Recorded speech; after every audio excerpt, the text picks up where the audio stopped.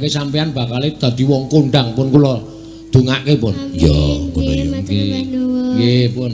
Wah, cah cilik wele matur nuwun iso kaya ngono. Nah, Salim, nggih. Niku arepa gedhe luwih goblok saking sampean.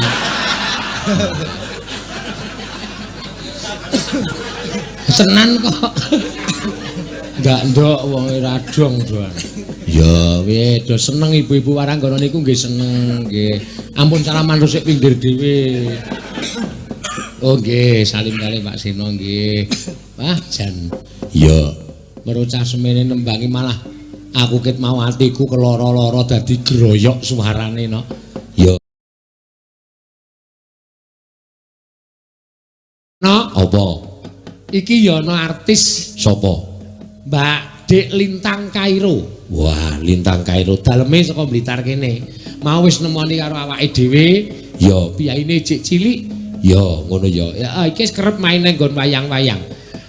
Dek pengen banget bengi iki melu rakitang nyumbang tetembangan. Oh iya, Mbak Lintang Kairo. Piyaine pundi mau wis ketemu karo aku kok wis dandan barang. Ya, ning ora dandan Jawa, dandan nganggo biasa. Piyaine nanti, Mak. Aku dhewe ora ngerti kok kaya ora malah ora ketok. Ya, diaturi tindak panggung. Mbak Lintang Kairo wonten pundi? Ah, niki. Mriki, Mas. Nanu, Mbak kok mandi, Mas. Monggo, wah iki cilik-cilik cabi rawit iki. Ya. Iki ya lumayan viral ning YouTube no. Ya, Mbak Lintang Kairo. Ya. Mbak Lintang Kairo. Ya, mriki monggo. Aduh. Males. Ya, sugeng dalu, Mbak. Nggih, sugeng dalu Ki. Nggih. Kelas pinten jenengan niku? Kula badhe minggah kelas gangsal. Oh, kelas gangsal. Nggih. SD pundi? SDN Karangdinaya. Oh, SD SD. Kampung 2 nggih. Nggih. Wah, jan pinter iki. Aku malah kerep nonton nang YouTube dek iki malah. Monggo, Mbak, panjenengan badhe nyekar menapa? Wah. Niki melatih rinonce nggih. Napa? Melatih rinonce. Nggih, monggo. Ya. Kaya cilik-cilikane Elisa iki malah ya. Ya persis ya, Mak. Iya. Monggo, dipun bawani mboten? Nggih. Oh, nggih. Kaya cobi. Ya, iki ya bibit iki, Mak. Ya piyai bocah-bocah semene iki nek ra dopeni kowe maneman no. Ya, monggo Mbak Lintang Kairo. Nggih.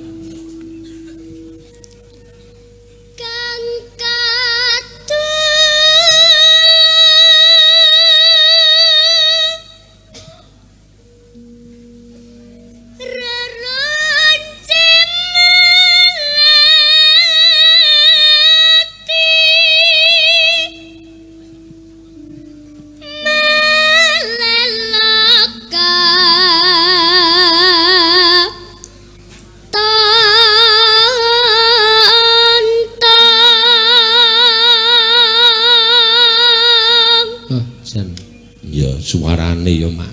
Bocah semono wis gali-gali. Rena.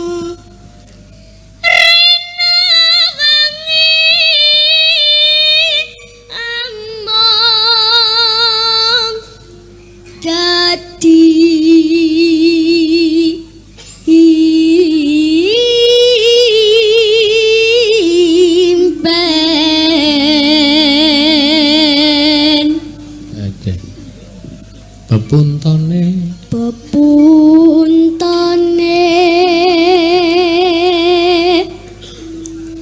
pantes tiga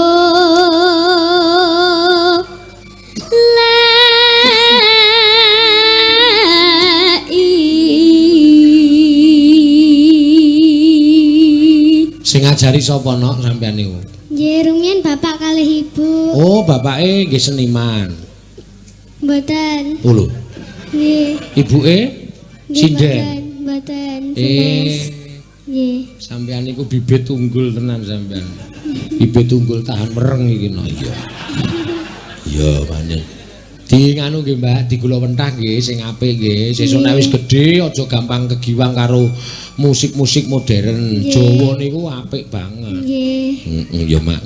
Oh bapake dadi seniman to? Mboten. Lah kok iso ngajari? Nggih saged sekedhik-sekedhik. Oh, bapake iso sithik-sithik sampean iso akeh ngoten malah. Tapi sakniki ingkang ngajari Bapak Ki Gedhog Siswantara. Bapak? Ki Gedhog Siswantara. Gedhog?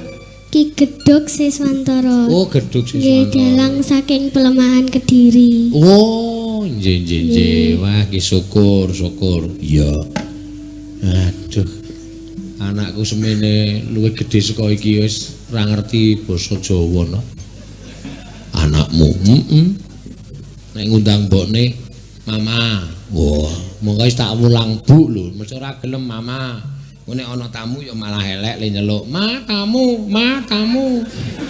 Matamu genti kuwi.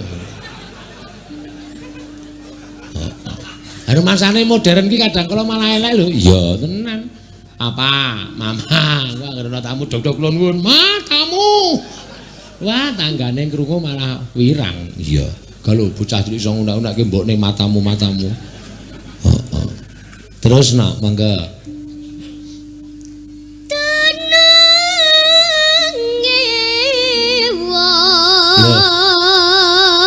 Sing kok wis seneng ya.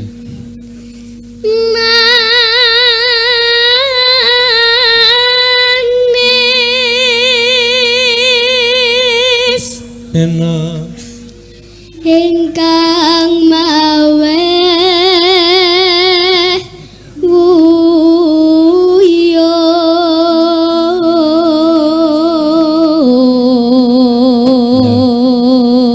Cah semene wis laris dadi bintang tamu. Mau bengi nderek Mas Kangkong nggih. nggih. Nah, sesuk nek mbok menawa insyaallah ngantos Jogja mangke Amin. kalih Pak Sino Nggih, nggih. amin. So nderek Mas Rudi Gareng mboten? Kapan niku? Lho kok kapan niku? Sampeyan niku sok nderek Mas Rudi Gareng. Nggih nate teng desa kula. Oh, nggih. Ya. Biayine ya rawuh iki. Lah iya ora rawuh tak ancam pisan. Mas Rene lho. Iya mending. Ya wis lenggah nang kono. Aku tekan kono rekane arep seneng mah diceritani sedih banget. Ya wis ora apa-apa.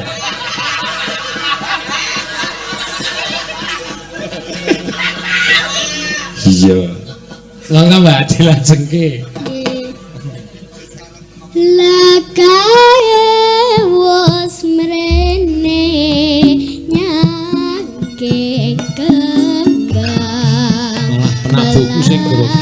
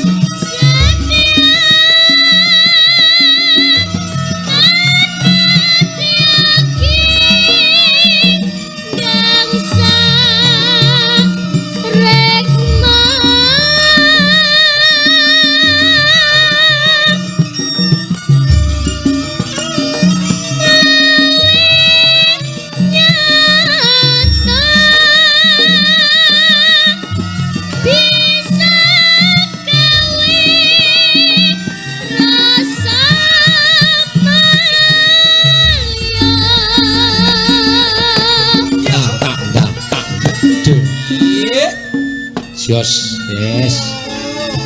Wah, iki sesuk tenan iki ya. Iso goleke pangan sapa-sapa tenan. Iya. Nggih. Di upakara suarane nggih, Mbak. Ora kokean mangan es. Iya.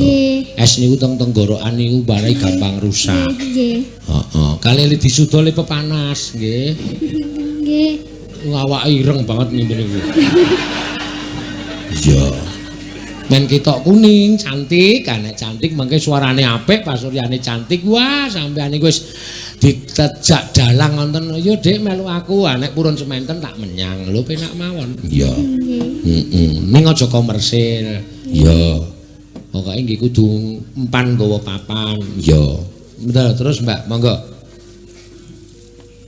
Iki pasanganku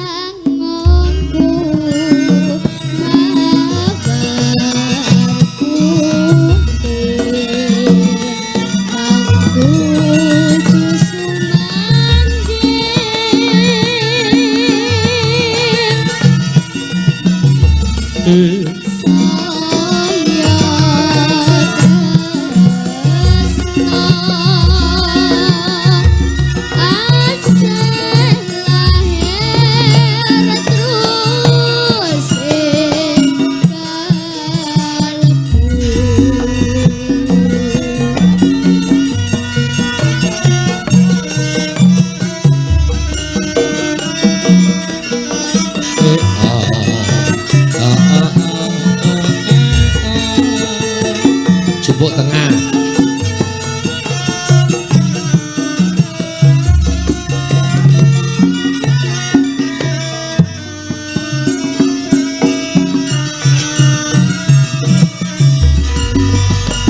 Neno. Bener niku nggih. Ya.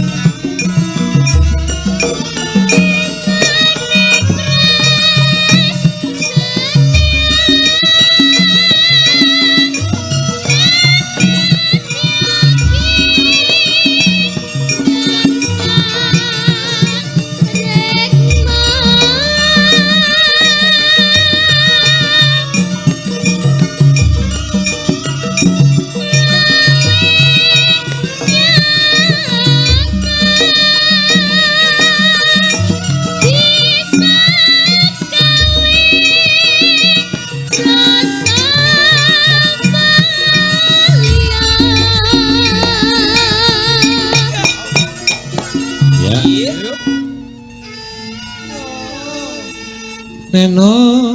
Iki pasanganku mabarku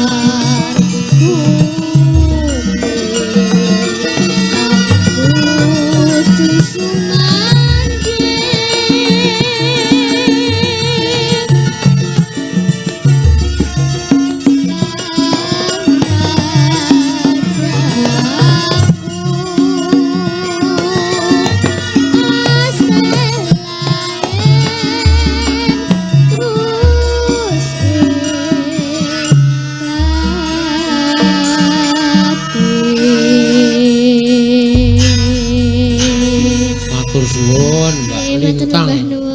Sinten asmane, Mbak?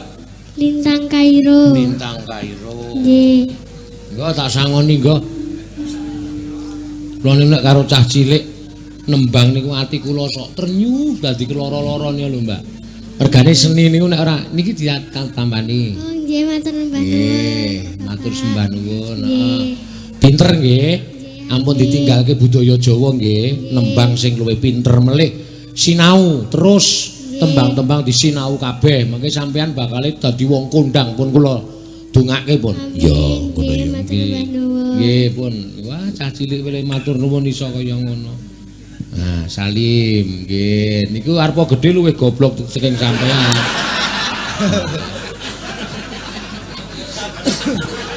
Tenan kok. Enggak ndok wong radong doan. Ya, piye do seneng ibu-ibu Waranggana niku nggih seneng nggih. Ampun salaman resik pinggir dhewe. Oh nggih, salim kali Pak Seno nggih. Wah, jan. Ya, merocah semene nembangi malah aku ket mau atiku keloro-loro dadi groyok suarane no. Ya saking pintere ya Mak. Pas karo irama tur ya cengkoke ya wis ana. Lah iki lho sing angel. Ya, nek perkara kulit ki ya salah satu penging bocahe pepanas ya men karan cah semono kuwi isih seneng dolan. Ora sakok penging pepanas ben dolan ben mekar pikirane. Lah iya, tur saiki wis kurang piye. Besok bocah kuwi nek kepengin kulite kuning mlebu salone wis dilulure wis kuning kok no. Iya. Wis iso apik, wis iso putih kae kulite. Ya, saiki wis ora kurang. Ngono ya Mak. Iya, apa-apa wis canggih. Wong nambani penyakit iki saiki wis canggih. Ya, pancen ya bener ora kaya biyen. Biyen wong lara ki anggere dinguk ming bukake jendela. Men isis apa buka jendelane ya. Ya nek ora ngono ya tak terke idu. Ah ya silakan. Ya pancen Engko nek dipiye njaluk apa? Nangka apa? Ngono kuwi. Ming ditareni panganan terus ya nek saiki wis iso disuntikke wis mari kabeh. Ya. Ayo gendi diaturake. Yo ki tak ngaturke Mbak Tatin Lestari Handayani iki saka Kulon Progo no. Ya ben jumeneng ya. Saka sing cilik ithik-ithik saiki golek sing oban Vespa iki no. Ya. Gedene ora jamak iya. Nah, ya. Sugeng dalu, Pak. Sugeng dalu. Nggih. Iya. Ah, jan Mbak Tatin ya. Awake ya saya lemu. Nggih. Sowan wonten Blitar menika Mbak Tatin. Nggih, Pak. Awake kesenengi. Ah. Dan ki napa ngomong napa? Sowan nang Blitar. Nggih, niki adem banget mriki, Pak, nggih. Apa? Adem. Adem apa aku ora ngrasake adem kok. Kula adem lho, Pak. Oh, ayo kene lingguh ngarepku apa piye kene? Terus ken apa? Lah ya men suasanane iki dadi piye ngono lho. Ayo. Senengane Apa kok. sedeng nek kula ten mriku? Sedeng ambok papat. Sedeng iki aja kuwatir. Ya, nembang Mbak Tati. Nggih, ten panyuwunan apa, Pak? Sesideman utawa langgam rengu iki diaturke sik. Engko sing keras-keras mburi. Ya. Nggih. Sesideman po langgam remu. Sesideman nggih, Pak. Nggih. Nggih, bawa? Nganggo. Nggih. Mengke Nanti do apal nek kowe iki nganti kene wae apal nek kowe iki budhek ya. kula mboten budhek, Pak. Lah wong nyatane ana sing ngono kuwi kok. Iya. Niku nanjihke. Nanjihke piye? Nek enten sing ngomong ki jane krungu tapi kurang jelas. Wah ya ora ya pancen kowe dikesake dek kowe tak garapi pas streaming kae do mresani dadi do ngerti ngono kuwi. Nek nyatane ya ora krungu tenan kok. Nggih mboten kok. Ora bakal kowe iki. Ming kowe iki wong tahu kok kowe jagongan karo aku dudan-udan kae. Kelingan ra? Ten pendopo nika. Heeh. Ana bledek mak duar ngono kuwi ya. Bledek sakniki lirih-lirih nggih Pak nggih. Wong aku iso jingkat kok kowe iso muni bledek sakniki lirih-lirih nggih Pak. Lah nggih kula krungune ming lirih. Aku pengmu sing suda rungon kuwi. Ketoke nggih mboten nggih. Lah mulane dirungokke nek ana wong ngomong dadi ora ketok nek budek. Nggih. Wong jane iki ngomong gigi. Ngoten ta. Nek sing ngarep mau jelas. Lah ya aku omong ket mau jelas. Jagongan karo aku ana bledek banter mak duar kowe ming bledek sakniki lirih-lirih nggih Pak nggih. Nggih. Krungu ta isian kowe aku muni ngono. Awang wis jane mriki iki ya. Ta. Niku mboten jelas lho, Pak. Jelas. Kowe jelas ranting? Jelas. Ane iki muni jelas tekne wedi le jenengan. Ora wedi. Rido jelas ra? Hah? Ayo. Jelas Ridho. ora? Hah? Oh, iki ya budhek kok iki. Dadi padha wae. Ya, dibawani. Wiwitane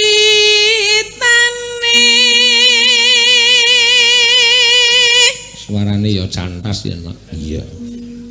Nana anderek sang pekek priya bagus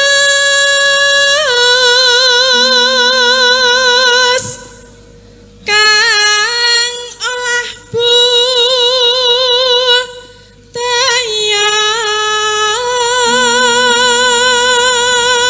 semane sing. Napa, Pak? Aja ngrespon aku to. Mboten entuk respon. Lah kula krungu e. Oh ayo cok, ngono kuwi ngapa to? Mbok dikulinake iki ciri khasmu kuwi elik lho. Hae, ngono kuwi. Iya. Gawa sinden kok nggawa cakil. Hae. Cakil kok ayu. Kok ngalem ndas sepur. Lah ya nek ora dalem dhewe sapa sing ngalem? Wong biayi semene iki ayu ki relatif.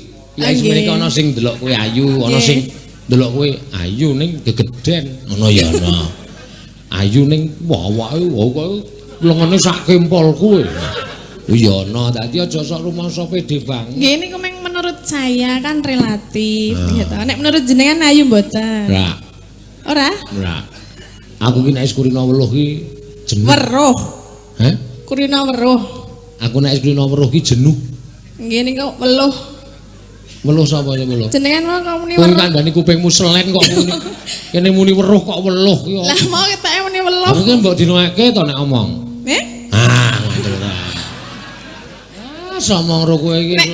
Ngarepe mau ora jelas e. Lah aku rak omong kowe iki nek ana wong mbok dirungokke kok. Wae, ngono kuwi apa? Oh nggih, mengki tak rungokke. Nggih. Senengane kok weruh kok weluh. Sawan menyang kota gede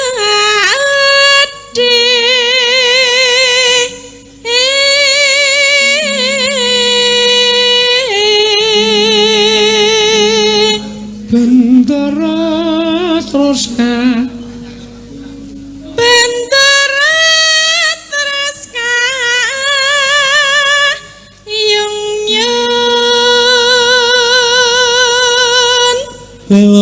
lelo selendang kuning kang saking wukir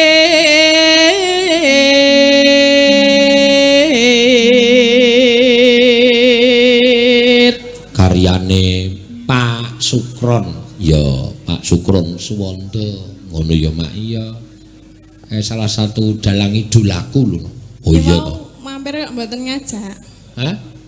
Atene kokean wong. Iya. Lah napa? Ayo kule nyuguh rak ya kokean to wis. Oh disuguh berarti jenengan. Wah jelas ya. Nah niki sing sak bis mau kok mboten dipikirke.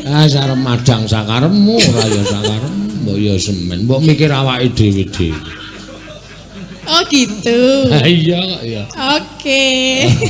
Oke apa kaya ora ngerti watake wiyaga. Lah napa? Wah anggranu rampung terus nyodorke nota. Iya. Iya ya Mak. Iya, sarombongan ki paling ora entek 800 ki semangane enak-enak kok dadi 2.400.000. Lah iki mesti do nekat aku ya. Nggih wae do nanjake mumpung ora ono bose ngono. Ya wis ben ra apa-apa. Wis do arang-arang mangan iwak. Ah iya. Mau nggih maami Pak betul. Ya. Suara kurang permana ning wasis ngungrum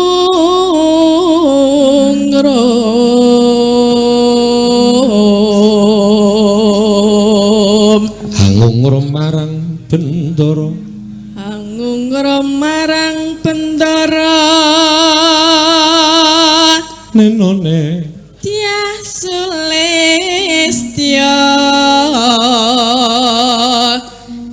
jejer ngincangake alis.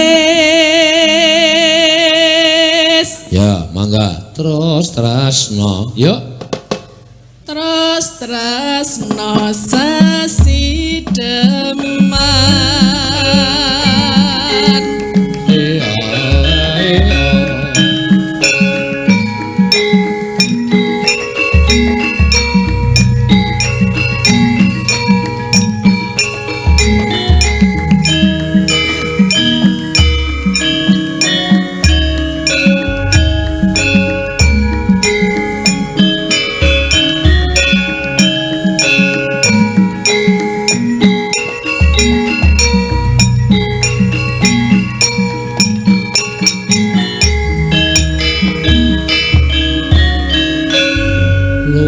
Becik mangga Luwih becik patenan timbang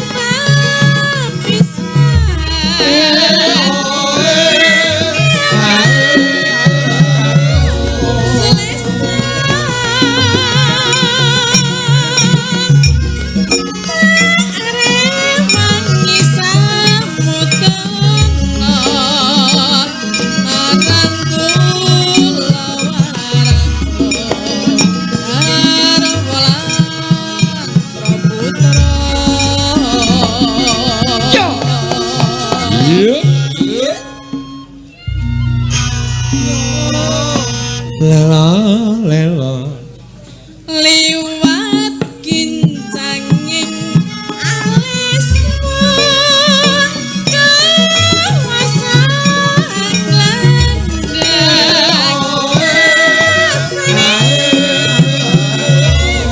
atiku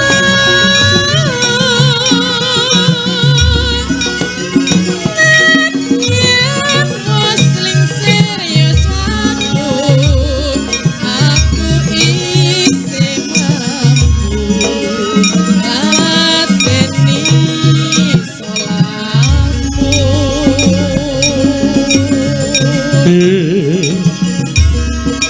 mongko aku bocah kunon nadyan bocah genah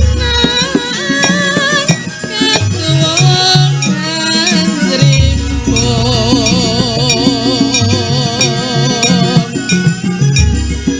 jiwa rakyatku tak bangun kahormatan mampron merubah ngarepi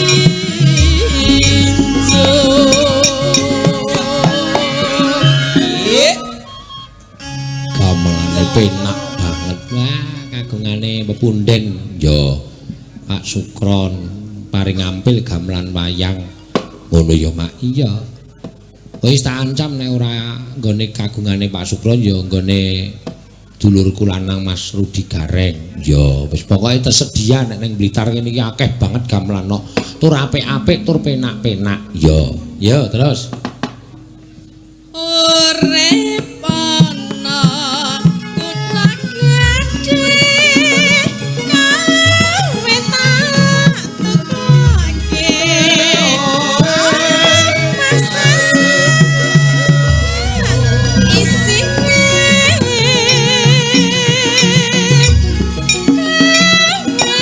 apa wae yo nyambut kesono yo nadyan sesideman mesti tak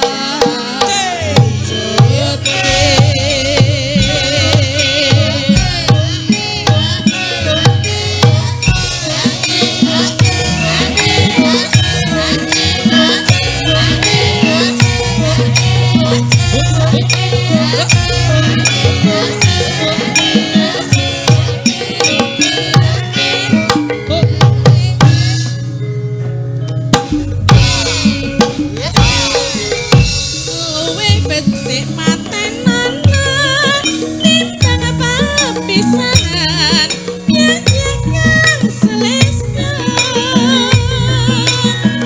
tak remangi samutono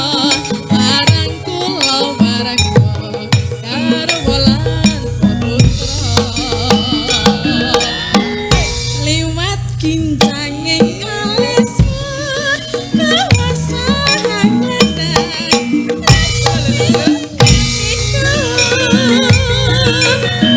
Nadyan muslim serius aku isih mampu lateni selaku Mongko kowe bocah gunung nadyan bocah gunung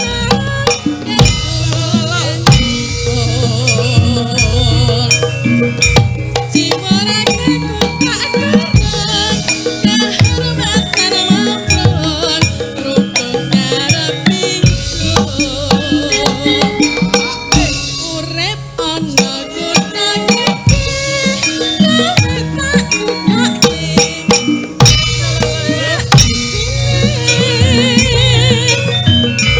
kowe apa-apa wae nadyan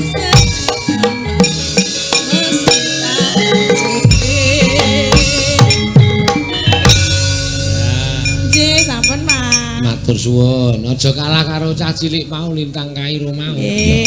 Kula Suaramu sampeyan kurang bening kok ya. Iya. nggih niki pun klerek-klerek e. Nah, mulane dilongi le mangan-mangan sing mawa lenga. Iya. Contone Contone ya oncor, kompor. Iya. niki mboten Semplok panganan. lambung. Ya. Cik. Selenggah Mbak Tatin. Ya, iki didum-dum wektune. Ya.